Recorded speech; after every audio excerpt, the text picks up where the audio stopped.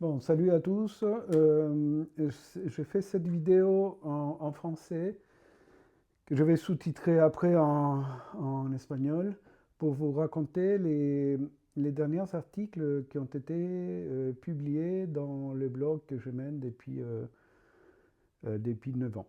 Et donc on commence par au mois d'octobre, je crois, avec la visite qu'on a eue de Daniel Matamala dans la librairie Cienfuegos. Et on est allé là-bas avec Victorino, qui est un ami qui vient du Pérou, qui manipule très bien les caméras vidéo.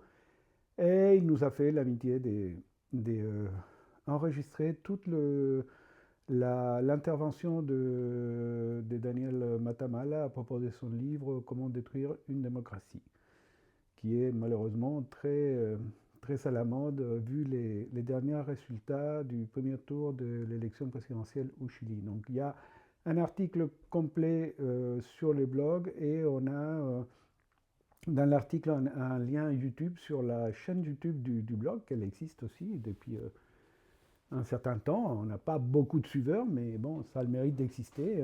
À chaque fois qu'on a une bonne vidéo, on la met sur la chaîne YouTube du blog France-Chili.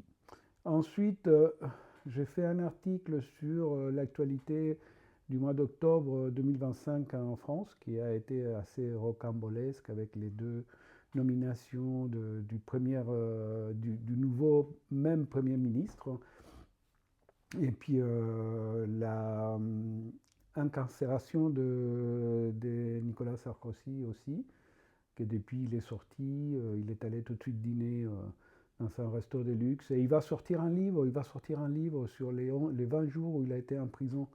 Trop fort, hein, trop fort. Après, on a également un article assez complet sur la fermeture du centre Pompidou. Donc, je vous invite à les lire. Il y a des très belles photos euh, et tout un questionnement par rapport à l'artiste qui a créé la performance. Vous irez voir la suite sur le blog. Ensuite, la star de, euh, de cette rentrée littéraire qui nous touche vraiment, qui nous vient du Chili. Elle vit en France, elle repart au Chili.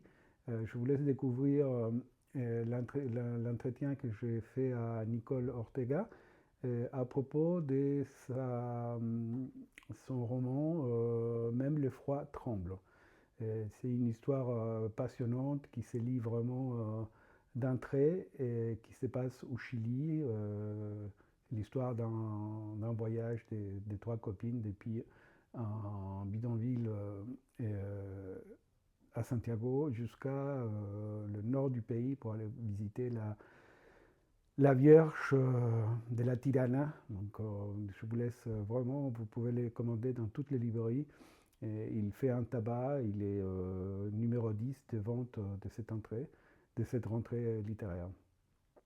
Et puis le dernier article qui va accompagner d'un dessin, peinture que j'ai fait, qui montre les lunettes de Salvador Allende et puis tout ce qui se passe après, tout ça de façon abstraite.